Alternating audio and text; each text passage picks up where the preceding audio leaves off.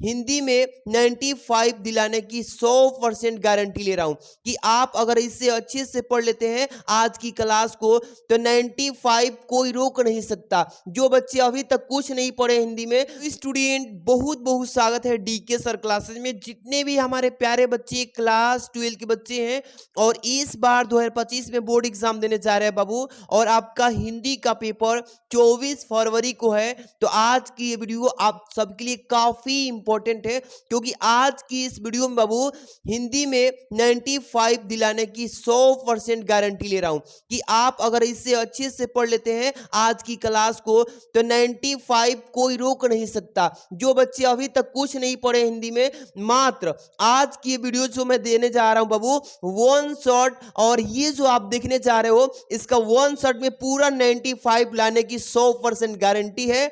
और इसका जो भी आप चीजें देख रहे हो ना, इसका हम पीडीएफ भी आपको देने जाएंगे। सबसे पहले चीजें क्या देने वाले हैं ये दिखाते हैं, फिर आपको लेकर चलेंगे।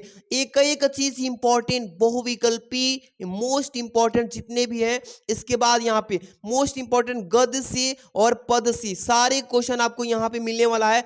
इसके बाद ही चलेंगे जीवन परिचय। देखिए यहाँ पे जीवन परिचय है, लेखक का, कवि का, मतलब प्रत्येक चीज जो होने वाला है इंपॉर्टेंट वाला है। और इसका पूरा हम वन शॉट पीडीएफ और यहाँ पे देख रहे हैं, मतलब पूरा मैटर तैयार है। बस इस वन शॉट को अच्छे से पढ़ लेते हो तो हिंदी में 95 कोई रोक नहीं सकता है प्यारे बच्चों। और आप सबको टेलीग्राम ज्वाइन कर लेना है, ठीक है ना। उस पर आपको जो क्लास देंगे वहां का पीडीएफ देंगे। और सभी बच्चों को मैं एक चीज बताना चाहता हूं कि समय बहुत कम बचा है, विशेष रूप से तैयारी कीजिए। आप सबके लिए मैं एक चीज ऑफर कर चुका हूं। बहुत बच्चे का डिमांड था, मेरे पास कमेंट आ रहा था, तो देखिए मैं आप सबके लिए क्या दिया हूं। मात्र 15 दिसंबर तक, मात्र 15 दिसंबर तक एक ऑफर कर दिया हूं। और यहां पे ध्यान देना है आप सबको, हिंदी का नोट्स चाहिए पूरा ए टू जेड 98% लाने की गारंटी है उसमें। वो नोट्स मैं मात्र, वो तो 99 रुपये का था, बट उसको मैं कट कर दिया हूं 15 दिसंबर तक, और उसको 49 रुपया में मैं दे रहा हूं। आपको हिंदी में कहीं दिक्कत नहीं होगा। इंग्लिश का भी 49 रुपया में, इसका भी पूरा हम नोट्स दे रहे हैं। पूरा निचोड़ एक एक टॉपिक जो होगा एकदम बेहतर होगा, आपको चीजें हम दिखा देंगे। आपको नोट्स चाहिए तो ये 49 रुपये पे करिए हर एक सब्जेक्ट के लिए। चाहे फिजिक्स हो तो फिजिक्स का भी 49 रुपया में नोट्स आप ले सकते हैं, पूरा ए टू जेड चीजें का। इसके लिए क्या करना होगा, ये नंबर देख रहे हैं मेरा मोबाइल नंबर जो है, इसी पे 630 791 2241, इस पे फोन पे करके या गूगल पे कोई भी पे चलाते हैं तो उस पे फोन पे कर दीजिए और स्क्रीनशॉट मारिए। स्क्रीनशॉट पे करने के तुरंत बाद इस नंबर पे मुझे ये व्हाट्सएप पे भेज दीजिए स्क्रीनशॉट के साथ, ठीक है, कि सर मैंने फोन पे कर दिया। वहां पे सब्जेक्ट लिख लीजिएगा कि मुझे हिंदी का चाहिए या इंग्लिश का चाहिए या सभी सब्जेक्ट का चाहिए, तो आपको उसके हिसाब से 3 स्क्रीनशॉट भेजना पड़ेगा, ठीक है। और आप लोग इस नंबर को जोड़ लीजिए और इस पे कोई भी दिक्कत हो तो कमेंट करके पूछ सकते हैं इस पे, ठीक। सब लोग प्यारा सा यहां से स्टार्ट करेंगे क्लास, एकदम धुआं धुआं क्लास होने वाला है, तो बैठ जाइए शांति से, एकदम निचोड़ तैयारी कीजिए। देखिए बाबू 24 फरवरी को ये वायरल टॉपिक जो टॉप 10 में देने जा रहा हूं, ये सबसे पहले गद्यांश से यानी गद्य साहित्य से 5 इंपॉर्टेंट क्वेश्चन देखिए, पद्यांश से 5 क्वेश्चन, मतलब टॉप है जो पेपर में 100% सिक्योर है कि फंस जाएंगे। अब देखिए सबसे पहले क्वेश्चन क्या लिखा है इसमें कि मेरी असफलताएं किस विधा की रचना है। यहां पे मैं डायरेक्ट क्वेश्चन पढ़ूंगा, आप इसका आंसर देने की कोशिश करेगा, ठीक है। मेरी असफलताएं किसकी रचना है बाबू, तो आत्मकथा है। किसकी है, आत्मकथा है ये रचना विधा। आप आराम से एक एक चीज को तैयार करना। अब देखिए इसके बाद दूसरा है प्रोफेसर जी सुंदर रेड्डी लेखक हैं, किसके हैं बाबू, तो ये साहित्य का श्रेय और प्रेम। देखिए प्रोफेसर जी सुंदर रेड्डी किसके हैं, तो साहित्य का श्रेय और प्रेम के ये क्या हैं, लेखक हैं। आराम से चीजें समझिए और पेपर में एकदम सिक्योर है कि फंसेंगे। इसके बाद शेखर एक जीवनी के लेखक कौन है, शेखर एक जीवनी के लेखक हमारे जो है सचितानंदन हीरानंदवासायन अगे जी। यहाँ पे तीसरा नंबर जो विकल्प दिख रहा है अगे लिखा है शॉर्टकट में, ये हो जाएगा इसका आंसर। अगला क्वेश्चन प्यारे बच्चों यहाँ पे है कि डॉक्टर हजारी प्रसाद द्विवेदी का लेखन युग किस युग को माना गया है, तो क्षयवादी युग को। यहाँ पे देख रहे हो ना क्षयवादी युग, ये तीसरा हो जाएगा इसका करेक्ट आंसर। आगे क्वेश्चन है पैरों में पंख बांधकर किस विधा की रचना है? तो पैरों में पंख बांधकर ये जो है यात्रा वृत्त का है। किसका है बाबू? यात्रा वृत्त का। तो ये 5 टॉप क्वेश्चन जो देखे हो ये गद्य साहित्य से पहला क्वेश्चन में आएगा, ठीक है। तो इस पांचों को अच्छे से तैयार कर लेना। इसके बाद आगे चलेंगे पद्य साहित्य से। ये 5 क्वेश्चन जो दूसरे नंबर क्वेश्चन पे आएगा ये टॉप 5 है ये भी। अगला क्वेश्चन देखिए, इसमें हम 6 नंबर से इसको लिख दिए कि तार सप्तक के संपादक कौन थे? तो ये सच्चिदानंदन हीरावासन अगेज जी थे, यानी कि उनको अगेज शॉर्टकट में बोला जाता है, तो ये अगेज जी हो जाएंगे। अगला क्वेश्चन देखिए, नई कविता युग की रचना है। नई कविता युग की कौन सी रचना है? तो खुशबू के शिलालेख हो जाएगा। यहाँ पे देखिए ख नंबर विकल्प is the right option. Kamayani यहाँ पे लिखा है ना, कमायनी के प्रथम सर्ग का नाम बताइए। तो वो चिंता है। क्या है बाबू? चिंता है। कमायनी के प्रथम सर्ग का नाम क्या है? वो चिंता है। इसके बाद चलेंगे तार सप्तक का प्रकाशन वर्ष किस वर्ष में हुआ था? तो 1943 में हुआ था। किस में? 1943 ईस्वी में हुआ था। याद रखिएगा। तार सप्तक का दूसरा भी पूछ सकता है या तीसरा भी पूछ सकता है, ये पहला भी पूछ सकता है, तो आराम से तैयार करना। इसके बाद दीप शिखा किसकी रचना है बाबू? तो आप सबको पता होना चाहिए कि महादेवी वर्मा जी की है। किसकी है दीप शिखा? तो महादेवी वर्मा जी की। ये आपने टॉप 5 करके गद और पद से तैयार कर लिए। आपका यहां से 10 नंबर कोई रोक नहीं सकता। इसके बाद अब हम चलेंगे मोस्ट इंपॉर्टेंट क्वेश्चन की तरफ। बाबू ध्यान दीजिएगा, आज की क्लास एकदम वन शॉट और एकदम क्वेश्चन टकराएंगे। और सभी लोग अपने अपने नोट्स के लिए आप लोग को नंबर बता ही दिए हैं। आप लोग आराम से इस नोट्स को ले सकते हो। फ्री में लेना चाहते हो तो टेलीग्राम ज्वाइन करना पड़ेगा, लेकिन वहां पे कुछ अलग टाइप का मिलेगा। लेकिन आपको एक यूनिक स्टैंडर्ड में चाहिए तो 49 रुपया मात्र। कौन सी ज्यादा है? कहीं भी आप खर्च कर देते होंगे, बट 49 रुपया में हिंदी इंग्लिश का 49, फिजिक्स का, मतलब सारे सब्जेक्ट का 49 करना है। तो इस पे फोन पे करके उस सब्जेक्ट का नाम स्क्रीनशॉट भेज दीजिए, ठीक है। आपको वहां पे हम दे देंगे, ठीक। इसके बाद अगला क्वेश्चन जो होने वाला है मोस्ट इंपॉर्टेंट गद्यांश। पेपर में ये 10 नंबर का आता है बाबू। देखिए यहाँ पे मोस्ट इंपॉर्टेंट गद्यांश को कैसे ट्रिक से पहचानेंगे, कैसे सॉल्यूशन करना है, सारा चीज इस वीडियो में देखेंगे। पहले गद्यांश देखिए, राष्ट्र का तीसरा अंग जनकी संस्कृत है। मनुष्यों ने युगों युगों में जिस सभ्यता का निर्माण किया है वही उसके जीवन की श्वास प्रवास है। बिना संस्कृत के जन की कल्पना कंपद्ध मात्र है। संस्कृत ही जन का मस्तिष्क है। संस्कृत के विकास और अभ्युदय के द्वारा ही राष्ट्र की वृद्धि संभव है, ठीक है। राष्ट्र के समग्र रूप में भूमि और जन के साथ साथ जन की संस्कृत यहाँ पे देखिए कि यानी महत्वपूर्ण स्थान है। इसके बाद देखिए प्यारे बच्चों, यदि भूमि और जन अपनी संस्कृति से विस्तृत कर दिए जाएं तो राष्ट्र का लोप, यहाँ पे थोड़ा सा बड़ा था, इसको मैं डॉट डॉट करके बाबू लिखा हूं। यहाँ पे क्या लिखा है? प्रकाश की संज्ञा संस्कृत है। ये क्वेश्चन बार बार पूछा गया है। देखिए 2020 में, 22 में, 23 में और 24 में भी आया था। आप लोग अच्छे से अगर क्वेश्चन बैंक देखेंगे तो ये क्वेश्चन टकराया हुआ है। इस क्वेश्चन को कैसे पहचानोगे, किस पार्ट से? देखिए ट्रिक बाबू, पहले तो आपने पूरा पढ़ लिया, ठीक है सर।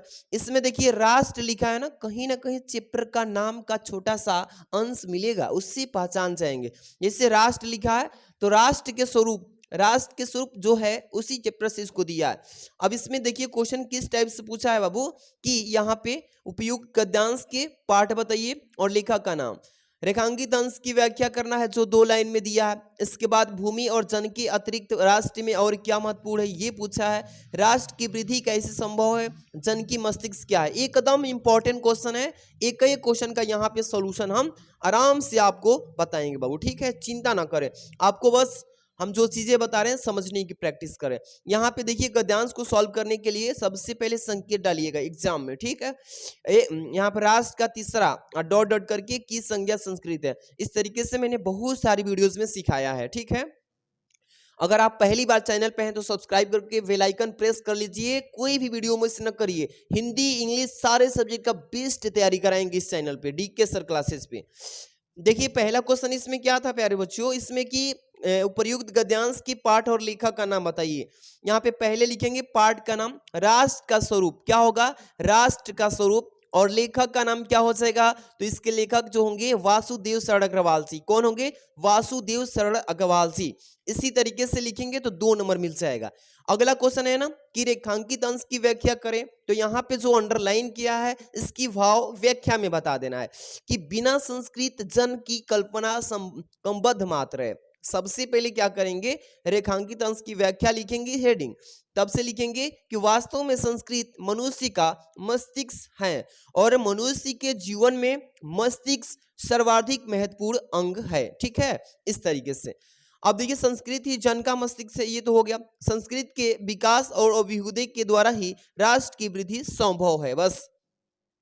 और मनुष्य शरीर का संचालन और नियंत्रण उसी से होता है। जिस प्रकार से मस्तिष्क से रहित धड़ को व्यक्ति नहीं कहा जा सकता, अर्थात मस्तिष्क के बिना मनुष्य की कल्पना नहीं की जा सकती है, उसी प्रकार संस्कृत के बिना भी मानव का जीवन का यानी कल्पना नहीं किया जा सकता है। ठीक है, इसलिए संस्कृत के विकास और उनकी उन्नति में ही किसी राष्ट्र का विकास, उन्नत और समृद्ध निहित यानी कि उसमें सम्मिलित होता है। बस ऐसे लिख देंगे। थोड़ा अच्छे से तैयारी करिए प्यारे बच्चों, टाइम थोड़ा कम है आपके पास। ठीक है, अगला क्वेश्चन देखिए बाबू। अगला जो क्वेश्चन है 3 नंबर कि भूमि और जन के अतिरिक्त राष्ट्र में और क्या महत्वपूर्ण जगह है? तो लिखेंगे यहाँ पे कि राष्ट्र के समग्र रूप में भूमि और जन के साथ साथ, यहाँ पे 2 लिखने का मतलब साथ साथ जन की संस्कृत का क्या है? महत्वपूर्ण स्थान है। बस इस तरीके से लिख देना है। अगला क्वेश्चन है राष्ट्र की वृद्धि कैसे संभव है? तो यहाँ पे लिखेंगे कि संस्कृत के विकास और अभ्युदय के द्वारा ही राष्ट्र की वृद्धि है।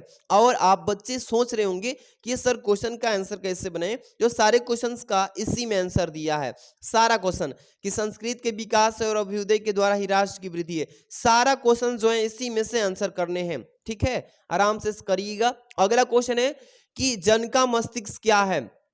तो यहाँ पे लिखेंगे जन का मस्तिष्क क्या है? संस्कृत है। ये हो जाएगा इसका आंसर। आराम से एक क्वेश्चन के इसमें से आंसर कर लेंगे। ये आपका गद्यांश था। अब देखेंगे बाबू मोस्ट इंपॉर्टेंट पद्यांश, पेपर में एकदम छाप के आना, एकदम छाप देने मेरे प्यारे बच्चों। एक एक क्वेश्चन आप सबके लिए मोस्ट इंपॉर्टेंट सेलेक्ट किए हैं। देखिए मोस्ट इंपॉर्टेंट तो गद्यांश हो गया। अब ये देखेंगे पद्यांश, ये भी पेपर में 10 नंबर का आता है बाबू। सबसे पहले यहाँ पे ध्यान दीजिएगा क्या लिखा है इसमें, गद्यांश के बाद पद्यांश में आएंगे। ये पद्यांश है कि कौन हो तुम वसंत के दूत, वीरस पतझड़ में अति सुकुमार, घन तीमिर में छपलाकी रेख, तपन में शीतल मंद बयार, लगा कहने आगंतुक व्यक्ति, मिटाना उत्कंठा सविशेष, दे रहा हो कोकिल सा आनंद, सुमन को जो मधुमय संदेश। आप इसको अच्छे से पढ़ेंगे, पहचानेंगे। इसके बाद इसमें प्रश्न पूछेगा, ये कदम वायरल ये क्वेश्चन आपको दिखा रहे हैं। ठीक है, थोड़ा अच्छे से इस पे फोकस करके तैयारी करना है। देखिए बाबू, इसमें क्वेश्चन पूछा है कि उपर्युक्त पद्यांश के शीर्षक का नाम बताइए, इसके बाद कवि का नाम बताइए। बहुत ही सिंपल तरीके से बताना है इसका। इसके बाद रेखांकित अंश की व्याख्या करना है। इसमें आगंतुक व्यक्ति के किसकी ओर संकेत कर रहा है, पद्यांश में किसकी उत्कंठा की गई है। चलिए यहाँ पे सबसे पहले इसका सॉल्यूशन हम बताते हैं। बहुत ही प्यारा सा सॉल्यूशन होगा। लिखेंगे संकेत में कि कौन हो, यहाँ पे शुरू में लिख लेंगे वो चीज से संकेत में। इसके बाद बीच में डॉट डॉट करके मधुमय संदेश, यहाँ से मधुमय संदेश यहाँ पे लिख देंगे। ठीक है, आराम से। इसमें पहला क्वेश्चन क्या है इसमें कि उपर्युक्त पद्यांश के शीर्षक और लेखक यानी पाठ का नाम। तो यहाँ पे लिखेंगे पहला का आंसर कि शीर्षक जो है श्रद्धा मनु। इसके बाद कवि का नाम क्या होगा, जयशंकर प्रसाद, वही ने इस कविता को लिखे हैं। आराम से कर लेंगे, कोई डाउट तो नहीं है ना बाबू। इसके बाद अगला क्वेश्चन इसमें क्या बोला है, अगला है रेखांकित अंश की व्याख्या करिए। तो रेखांकित अंश की व्याख्या कर लीजिए, 2 लाइन है बस कि घन तिमिर में छपलाकी रेख, तपन में शीतल मंद बयार। यहाँ पे लिखेंगे दूसरे नंबर का रेखांकित अंश की व्याख्या कि मनु श्रद्धा से उसका परिचय जानते हुए हेतु प्रश्न करते हुए कहते हैं कि मेरे इस अत्यंत निराशापूर्ण और अंधकारपूर्ण जीवन में काले बादलों के बीच बिजली की रेखा के समान और वेदना एवं व्यथा से तप्त मेरे जीवन में शीतल और मंद गति से चलने वाली पवन के समान कौन हो। ये इस मतलब की लाइन का भाव कह रहा है। आराम से ऐसे लिखिएगा। अगला क्वेश्चन इसमें कि आगंतुक व्यक्ति से किसकी ओर संकेत किया गया है। लिखेंगे यहाँ पे प्यारे बच्चों थर्ड नंबर का कि आगंतुक व्यक्ति शब्दों के माध्यम से मनु की ओर संकेत किया। किसकी ओर? ये मनु की ओर संकेत किया है इसमें। ठीक है, अगला क्वेश्चन बाबू पूछेगा इसी टाइप से, एकदम वायरल ये क्वेश्चंस लाए हैं, बढ़िया से तैयारी करके जाना। 4 नंबर, पद्यांश में किसकी उत्कंठा मिटाने की बात कही गई है। लिखेंगे कि पद्यांश में श्रद्धा के द्वारा मनु की उत्कंठा जो है, मन की बातें उत्कंठा को मिटाने के लिए कहा गया इस पद्यांश में। अगला क्वेश्चन है इसमें 5 नंबर की पद्यांश में किन पात्रों के बीच संवाद हो रहा है, झगड़ा विवाद की बातें चल रही है। लिखेंगे 5 नंबर की पद्यांश में मनु और श्रद्धा के बीच संवाद हो रहा है, मनु और श्रद्धा के बीच। इस तरीके से क्वेश्चन आएगा, ये पद्यांश का था बाबू, और ये एकदम वायरल ही पद्यांश है, इसको अच्छे से पढ़ लेना। सारा का सारा जो हम ये पढ़ा रहे हैं ना, आपको 1 शॉट का पीडीएफ भी हम बोल दिए हैं कि कहाँ पे मिलेगा, तो टेलीग्राम पे। और नोट्स चाहिए तो आपको हिंदी में एकदम अच्छा स्कोर करना है, 95 से भी अच्छा लाना है। तो आप सबको मैं बता दिया हूं कि आप लोग 49 रुपये में मात्र मेरे पीडीएफ जो है देख ही रहे हैं, कैसे हैंड रिटेन मस्त मस्त देते हैं। आप मात्र 49 रुपये में ले सकते हैं पूरा हिंदी की तैयारी, चाहे इंग्लिश की, चाहे फिजिक्स की, चाहे कोई भी सब्जेक्ट ले सकते हैं, पूरा निचोड़। अगला क्वेश्चन हम चलेंगे बाबू, यहां से स्टार्ट होगा मोस्ट इंपॉर्टेंट लेखक का ये आपका साहित्यिक परिचय, जीवन परिचय। ये देखिए 5 नंबर का पेपर में आता है बाबू। 5 नंबर कैसे पाएंगे आज की इस वीडियो में सीख लेंगे। सबसे पहले इस वीडियो में हम लेके आए हैं वासुदेव शरण अग्रवाल जी का साहित्यिक परिचय, जीवन परिचय बोलते हैं ना, ये अच्छे से पढ़ के जाना। देखिए सबसे पहले इनके बारे में लिखना है, वासुदेव शरण अग्रवाल का साहित्यिक परिचय। तो मेन चीजें पे ध्यान देना है, एग्जामिनर जो कॉपी चेक करेगा उसी पे विशेष ध्यान वो भी देता है। सबसे पहले क्या डालेंगे हेडिंग, जीवन परिचय। क्या लिखेंगे प्यारे बच्चों, जीवन परिचय। इसमें क्या लिखेंगे कि वासुदेव शरण अग्रवाल का जन्म 7 अगस्त 1904 ईस्वी को मेरठ जनपद के खेड़ा ग्राम में हुआ था। ठीक है, अब देखिए इसमें मेन चीज क्या है, तो जन्म किस 7 अगस्त 1904 ईस्वी को हुआ था। तो ये ब्लैक पेन से लिखना है। ऐसे हम सारे चीजें आपको विशेष ध्यान देते चलेंगे कि कहाँ कैसे तैयार करना है, कैसे लिखना है। ठीक है, तभी स्कोर कर पाएंगे। इसके पिता लखनऊ में रहते थे, इनका बचपन लखनऊ में बीता। सन 1929 ईस्वी में लखनऊ विश्वविद्यालय से इन्होंने एमए जो होता है मास्टर आर्ट से, ये आपको उससे किया। तदंतर यानी कि लगातार मथुरा से पुरातत्व संग्रहालय के अध्यक्ष पद पर भी रह चुके हैं। सन 1941 में इन्होंने पीएचडी जो होता है वो किया, और इसके बाद 1946 में डीलिटी की उपाधियां प्राप्त किया है। ठीक है, और सन 1951 में ये काशी हिंदू विश्वविद्यालय के कॉलेज ऑफ इंडोलॉजी में प्रोफेसर नियुक्त हुए। और सन 1952 में लखनऊ विश्वविद्यालय में राधा मुकुंद मुखर्जी व्याख्यान निधि की ओर से व्याख्यात नियुक्त हुए थे। इसके बाद यहाँ पे देखिए अग्रवाल जी ने पाली, संस्कृत, अंग्रेजी आदि भाषाओं तथा प्राचीन भारतीय संस्कृत और पुरातत्व के ये क्या रह चुके हैं का गहन अध्ययन किया है। और 27 जुलाई 1967 को हिंदी के इस साहित्यकार का निधन हो चुका। तो आपको मैंने बताया किस सन में जन्म लिया, किस सन में मृत्यु हुई। ये सन जो है अच्छे से हाईलाइट कर देना, थोड़ा ब्लैक पेन से लिख देना, ये एकदम अच्छा स्कोर करने का रास्ता है। इसके बाद अब चलेंगे, इसमें मेन चीज है साहित्यिक योगदान, ये लिखना होगा बाबू, नहीं तो नंबर कम हो जाता है। तो ये चीजें आपको समझिए कहाँ पे कैसे क्या करना है।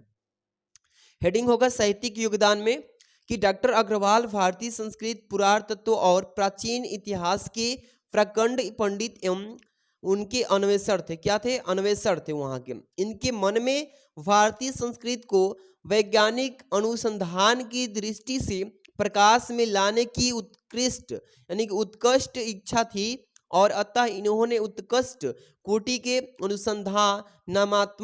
अनुसंधानात्मक निबंधों की रचना की। इन्होंने अपने निबंधों में प्रौद्योगिक, वैदिक एवं पौराणिक धर्म का क्या किया? उद्घाटन किया है। आराम से इस चीज को लिख लेंगे बाबू। ठीक है, इसके बाद यहाँ पे कृतिया लिखना जरूरी है, अनिवार्य है, अच्छे से लिखना पड़ेगा। कृतिया में क्या लिखते हैं बाबू कि वासुदेव सरग्रवाल ने निबंध शोध एवं संपादन के क्षेत्र में महत्वपूर्ण कार्य किया है। इनकी प्रमुख रचनाओं का विवरण निम्नवत है। कैसे? थोड़ा सा, बस ज्यादा तो नहीं, बस इतना आपको लिखना ही पड़ेगा, ठीक है। कि निबंध संग्रह पृथ्वी पुत्र, कल्पलता, कला और संस्कृत, कल्पवृक्ष, भारत की एकता आदि है। बस इतना थोड़ा सा लिख दीजिएगा। साहित्य में स्थान है ना, कि भारतीय साहित्य संस्कृत और पुरातत्व के विद्वान डॉक्टर वासुदेव सरग्रवाल का निबंध साहित्य, यहाँ पे देखिए बाबू, समृद्ध है। पुरातत्व और अनुसंधान के क्षेत्र में उनकी ममता कोई नहीं कर सकता, उनकी ममता का मोल कोई नहीं कर सकता।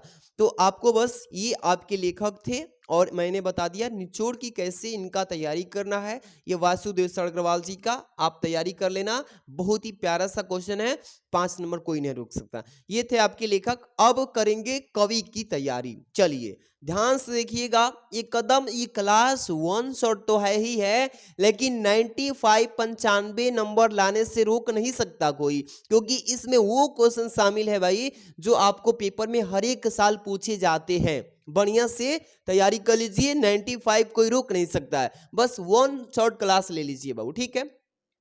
इसके बाद प्रश्न उत्तर संख्या 5 की ख में ये पूछा जाता है कवि का साहित्यिक परिचय कह लीजिए, जीवन परिचय, ये 5 नंबर का। इसमें देखिए जयशंकर प्रसाद जी के बारे में लिखना है, सबसे ऊपर लिखिएगा। लिखने का भी तरीका हम बताते चल रहे हैं ना, तो आप सब लोग ऐसे आराम से लिखिएगा।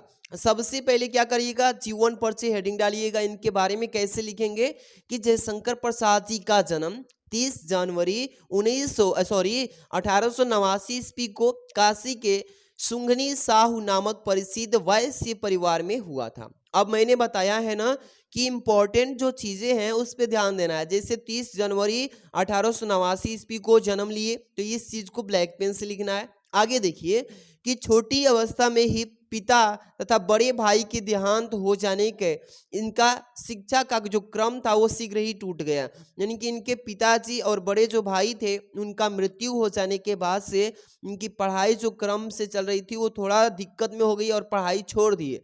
गृह के व्यापार को संभालते हुए भी इन्होंने स्वाध्याय पर विशेष ध्यान रखा, यानी कि स्वयं से कुछ पढ़ाई भी किए और घरेलू कार्य के व्यापारी भी करते रहे। घर पर ही इन्होंने हिंदी, अंग्रेजी, संस्कृत, उर्दू, फारसी का गहन अध्ययन किया और परिवारजनों की मृत्यु, अर्थ संकट, पत्नी वियोग आदि संघर्षों को अत्यंत जीवन झेलता हुआ यह अलौकिक प्रतिभा संपन्न युगा स्पष्ट साहित्यकार हिंदी के, यहाँ पे देखिए, मंदिर में अपूर्ण गंधमय रचना सुगम अर्पित करता रहा। और लास्ट में इनकी क्या हुई कि 14 जनवरी 1937 ईस्वी को इनका रोग जर्जर शरीर निष्प्राण होकर हिंदी साहित्य के एक अध्ययन का निष्ठक्षेप कर गया। तो बाबू आपको इनके जीवन परिचय में यही चीजें लिखना है। आराम से मेन जो चीज है ब्लैक पेन से लिखिएगा, एग्जामिनर एक भी नंबर नहीं काटेगा, ठीक है ना। देख रहे हैं आगे थोड़ा सा इनके बारे में और भी कुछ डिस्कस करना पड़ेगा, नहीं तो नंबर कट जाता है बाबू, ठीक है। तो इसलिए पूरा लिखिएगा।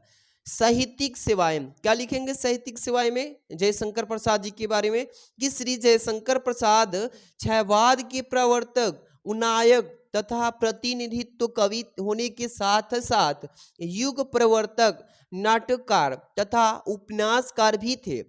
विशुद्ध देखिए मानवतावादी दृष्टिकोण वाले प्रसाद जी ने अपने काव्य में आध्यात्मिक आनंदवाद की, यहाँ पर देखिए, प्रेम और सौंदर्य उनके प्रमुख काव्य के प्रमुख विषय रहे हैं। आराम से ये चीजें आपको मेंशन करना पड़ेगा। रचनाएं बाबू प्रसाद जी के उनके विषयों एवं भाषाओं के प्रकांड पंडित और प्रतिभा संपन्न कवि थे। विशुद्ध मानवतावादी दृष्टिकोण वाले प्रसाद जी ने अपने काव्य में आध्यात्मिक आनंदवाद, यहाँ पे देखिए कि प्रतिष्ठा की है। इन्होंने नाटक, उपन्यास, कहानी, निबंध आदि सारी चीज रचना किया है। और लास्ट में क्या लिखेंगे प्यारे बच्चों कि निबंध, कौन कौन से इन्होंने निबंध लिखा है, जैसे काव्य और कला लिखा है तथा अन्य निबंध, ये सभी लिखे हैं। थोड़ा सा इनके बारे में साहित्य में इनकी क्या स्थान है, ये चीजें आपको ध्यान देना है। चलिए, साहित्य में स्थान लिखेंगे ब्लैक पेन से हेडिंग, प्रसाद जी असाधारण प्रतिभाशाली कवि थे। उनके काव्य में एक ऐसा नैसर्गिक आकर्षक एवं चमत्कार है। बस इतना सारा चीजें आप लिख लेंगे, आपके ये कवि जो हैं जयशंकर प्रसाद जी, यहाँ से इसी टाइप से लिखेंगे 5 नंबर आराम से मिल जाएगा, कोई दिक्कत नहीं है ना। आराम से इन सारे चीज का पीडीएफ टेलीग्राम में बता ही दिया हूं कि कहाँ पे मिलेगा बाबू। टेलीग्राम का नाम जो एप्लीकेशन सब लोग प्ले स्टोर से डाउनलोड करके रखे होंगे नोट्स के लिए, डीके सर क्लासेस, यही है टेलीग्राम चैनल का नाम जो यूट्यूब पर देख रहे हैं। वहां पे भी जुड़ जाइए, सभी लोग आराम से वहां से मिलेगा। और आप लोग अगर कुछ नहीं तैयारी किए हो तो हिंदी हो चाहे इंग्लिश हो चाहे फिजिक्स हो चाहे केमिस्ट्री बायो मैथ्स, सबका हम मात्र 49 रुपये कर दिए हैं। 99 रुपये से कट के 49 रुपया में आपको बस देने वाले हैं। एकदम निचोड़ फुल नोट्स, आप 95 अचीव कर सकते हैं हर एक विषय में। आराम से नोट्स परचेज कर लीजिए। मोबाइल नंबर ये है, इस पे गूगल पे फोन पे कोई भी पे कर सकते हैं। स्क्रीनशॉट मारना होगा कि आपको कौन सी विषय चाहिए, 1 2 3 कोई भी विषय चाहिए तो विषय का नाम लिखिए, फोन पे कर दीजिए, स्क्रीनशॉट भेजिए, हम आप तुरंत ही उसका पीडीएफ सेंड करेंगे। उसमें लॉकर लगा होगा, आप ही बस पढ़ सकते हैं, ठीक है। तो ये आप अच्छे से तैयार कर लिए। आगे चलते हैं, एकदम मोस्ट इंपॉर्टेंट क्वेश्चन की तरफ बढ़ेंगे बाबू। एक एक चीज एकदम मोस्ट होने वाला है आज की क्लास में। प्रश्नोत्तर संख्या जो आप देख रहे हो ना 6 में, ये आपका आता है बाबू पंचलाइट बहादुर ध्रुव यात्रा कहानी पे सारांश लिखने के लिए आता है ना। तो आज की इस वीडियो में मोस्ट इंपॉर्टेंट क्वेश्चन होने वाला है। क्या है? पंचलाइट। एकदम तैयारी कराएंगे और याद भी कराएंगे साथ में, एकदम निचोड़। सबसे पहले पंचलाइट के बारे में कैसे तैयारी करना है, एक समझिए ना कि कहानी है बाबू, कहानी एकदम मस्त। देखिए पंचलाइट के बारे में, पंचलाइट रेणु जी की आंचलिक कहानी है। रेणु जी एक लड़की है, वो बिहार के लड़के हैं और उनकी जीवन से जुड़ी हुई आंचलिक कहानी है। तो लिखेंगे कि पंचलाइट रेणु जी की आंचलिक कहानी है और कहानी में बिहार के एक पिछड़े गांव के एक परिवेश का सुंदर चित्रण प्रस्तुत किया गया है। ये कहानी जो है बिहार के परिवेश का है, ठीक है। अब देखिए प्यारे बच्चों, यहाँ से कि महता टोली में अशिक्षित लोग हैं, जो एक महता टोली है बिहार में, वहां कम पढ़े लिखे लोग हैं। उन्होंने रामनवमी के मेले से पेट्रोमैक्स खरीदा। रामनवमी का मेला लगता है बिहार में और वहां से एक पेट्रोमैक्स खरीदा। वो क्या चीज है अभी आगे पता चलेगा, जिसे वे पंचलाइट कहते हैं। क्या कहते हैं उस पेट्रोमैक्स को? पंचलाइट कहते हैं। अब देखिए पंचलाइट को ये सीधे साधे लोग सामान की चीजें समझते हैं। पंचलाइट को देखने के लिए टोली के सभी बालक औरतें और मर्द इकट्ठे हो जाते हैं। क्या हो जाते हैं बाबू? इकट्ठे हो जाते हैं। सरदार अपनी पत्नी को आदेश दे देता है, जो गांव के मुखिया होते हैं, प्रधान होते हैं ना, उसको वहां सरदार बोला जाता था। तो सरदार अपनी पत्नी को क्या दे दिया? आदेश दे दिया कि शुभ कार्य करने से पहले पूजा पाठ का प्रबंध कर ले, यानी कि पूजा पाठ करके स्टार्ट किया जाए। सभी उत्साहित हैं, सभी क्या हैं? उत्साहित हैं, परंतु समस्या उठती है कि पंचलाइट जलाएगा आखिर कौन? भाई किसी को पता नहीं था, क्योंकि वहां के जो लोग थे थोड़ा अशिक्षित थे, पता नहीं क्या है कैसे जलाएंगे। सीधे सीधे लोग, सीधे साधे यहाँ पे होगा, सीधे साधे मतलब अशिक्षित लोग बोल सकते हैं। पेट्रोमैक्स को जलाना भी नहीं जानते हैं। इस टोली में गोधन नाम का एक युवक था। क्या था? युवक, एक नौजवान लड़का था। गांव की जो मुनरी नामक युवती से प्रेम करता है। उसी गांव में एक मुनरी नाम की एक लड़की है और मुनरी से वो प्रेम करता है। मुनरी की माँ ने पंचों से गोधन की शिकायत की थी। क्या की थी? शिकायत की थी किस चीज के बारे में? कि वह उसके घर के सामने से गाना गा कर निकलता है, कि उसके घर के सामने आता है और गाना गा करके जाता है। तो वही शिकायत की थी पंचायत में अपने प्रधान के सामने। आगे देखिए इसमें क्या हुआ।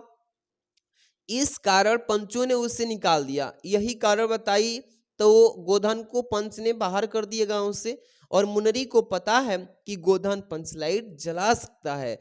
ये भी पता है कि गोधन क्या कर सकता है? इस पंचलाइट को जला भी सकता है।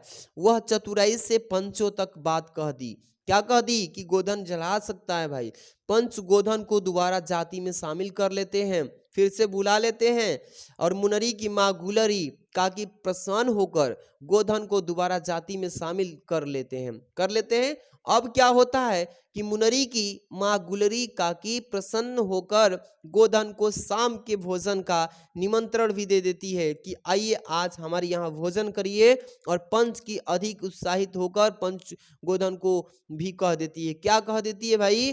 कि तुम्हारा साथ खून माफ, खूब गाओ अब सालिम का गाना, जाओ गाओ उसके घर के सामने गाना, कोई डर नहीं है।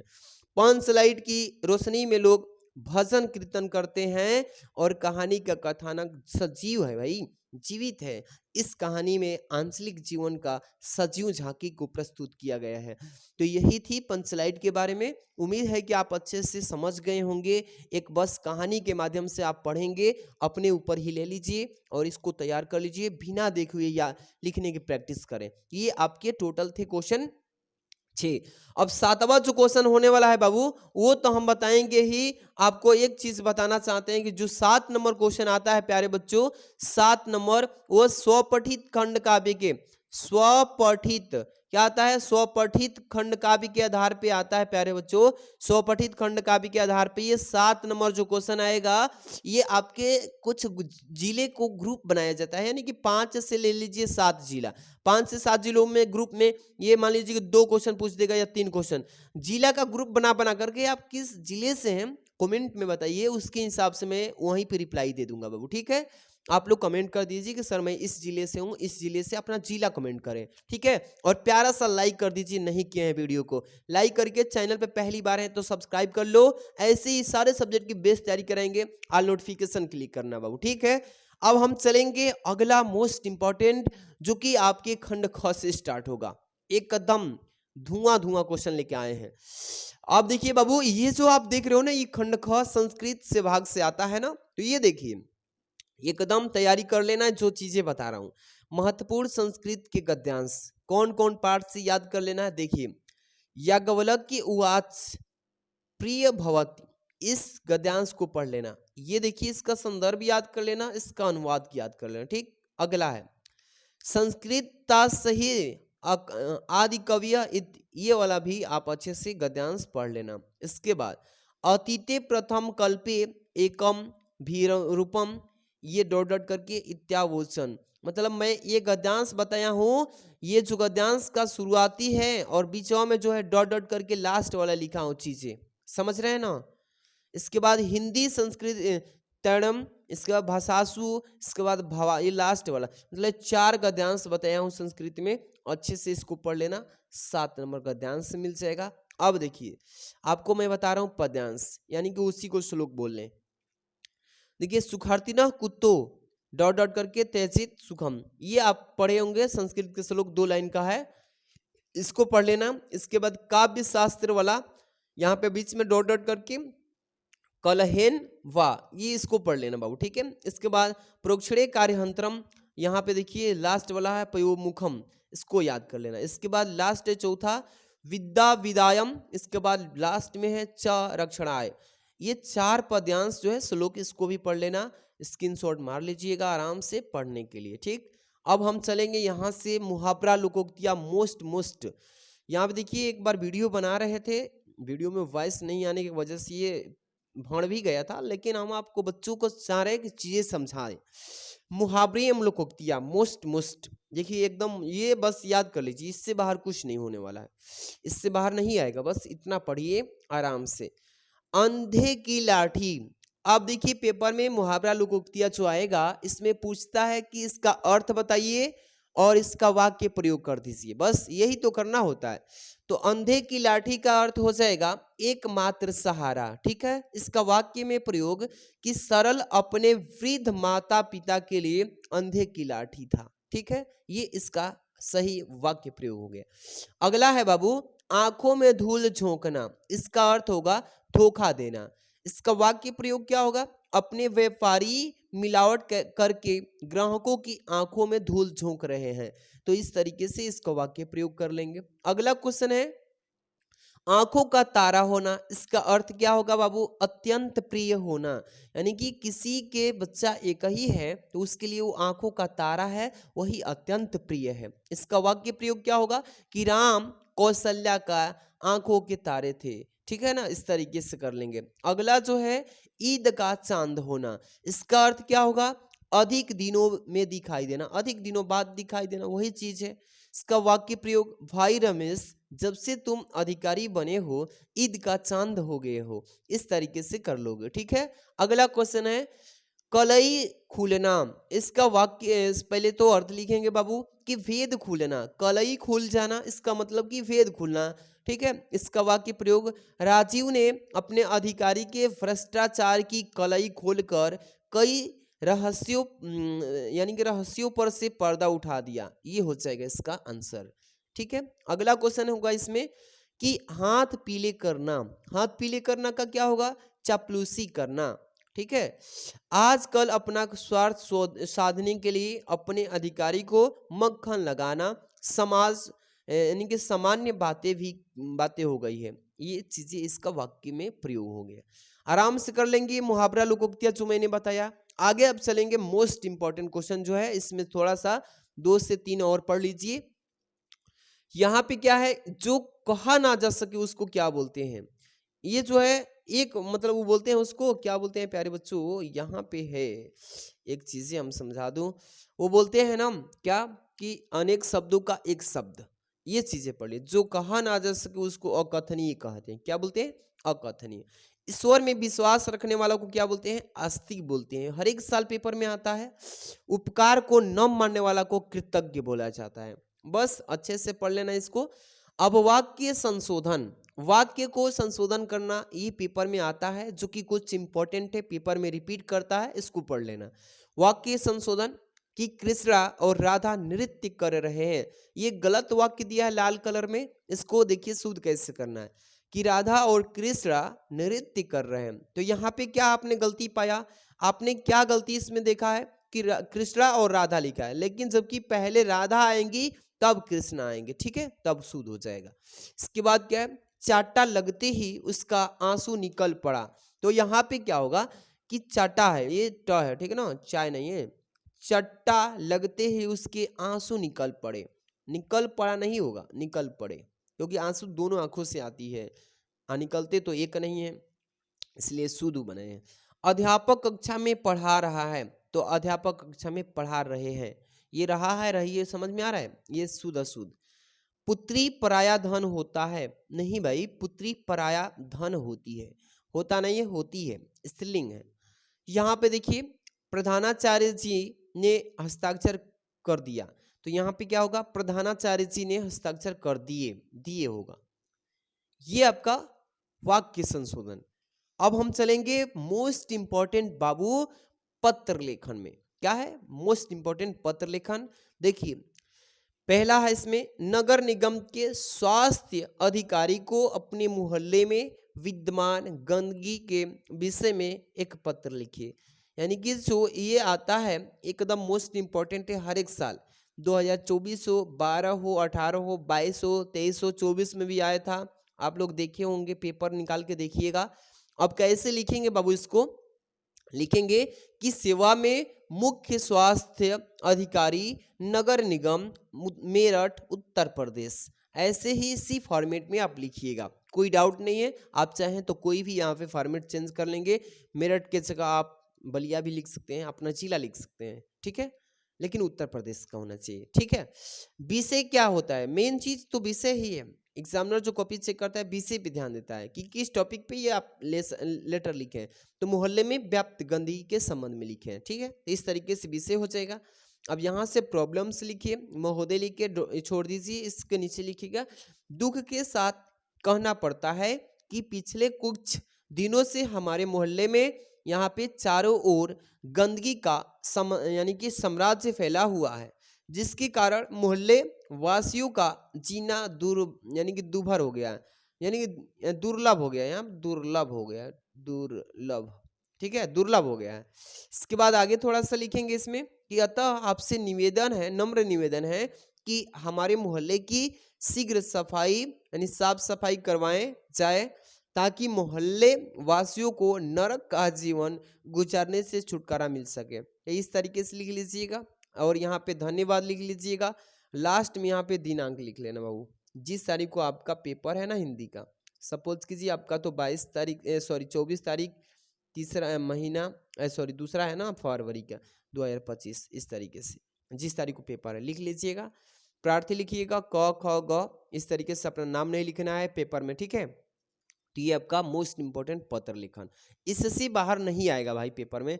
अब पत्र लेखन हो गया, ये 6 नंबर का आता था। अब हम लेके चलेंगे मोस्ट इंपॉर्टेंट निबंध लेखन। अच्छे से इसको तैयार कर लेते हैं तो समझिए कि काम खलास।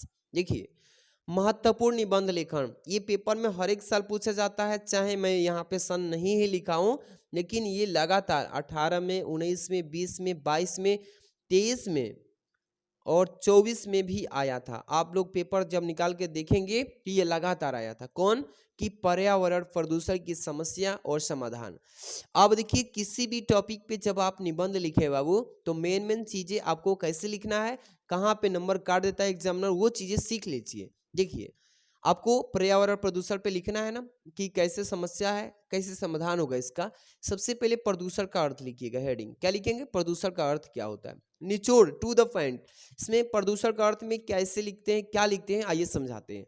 सबसे पहले स्वच्छ वातावरण में ही जीवन का विकास संभव है। जब वातावरण में कुछ हानिकारक तत्व आ जाते हैं तो वातावरण को दूषित कर देते हैं, क्या करते हैं, उसको खराब बना देते हैं। यह गंदा वातावरण जीवधारियों के लिए उनके प्रकार से हानिकारक, अनेक प्रकार से हानिकारक होता है, बहुत प्रकार से। इस प्रकार वातावरण के दूषित हो जाने को ही प्रदूषण कहते हैं। जनसंख्या की असाधारण वृद्धि एवं औद्योगिक प्रगति ने प्रदूषण की समस्या को जन्म दिया है। अब देखिए इसमें अर्थ क्या लिखे हैं कि प्रदूषण के मेन निचोड़ अर्थ क्या होगा, टू द पॉइंट लिखा गया है। ऐसे आपको पेपर में लिखना है। अब यहाँ से स्टार्ट होता है मेन चीजें कि प्रदूषण के प्रकार कितने प्रकार के होते हैं, तो लिखेंगे प्रदूषण निम्न प्रकार के हैं, जिससे वायु के द्वारा यानी हवा के द्वारा, जल के द्वारा, ध्वनि प्रदूषण, रासायनिक प्रदूषण, इस तरीके से प्रकार लिख लीजिएगा हेडिंग। और तब से एक एक चीज के बारे में डिफाइन कर देना है, बस थोड़ा थोड़ा करना है, ज्यादा भी नहीं। वायु प्रदूषण के बारे में बाबू कि वायुमंडल में विभिन्न प्रकार की गैसें एक विशेष अनुपात में उपस्थित रहती है।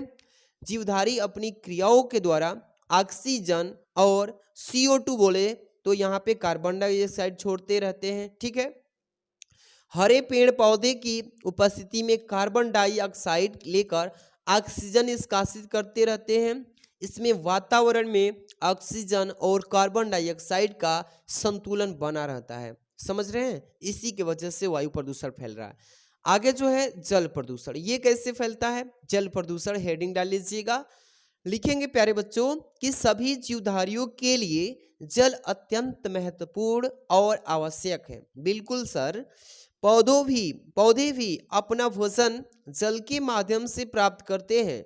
वह अपना भोजन जल में घुलनशील रहने से प्राप्त करते हैं। समझ में आ रहा है, इतना लिखेंगे, फिर थोड़ा सा आगे इसमें और भी लिखना होगा बाबू, समझिएगा।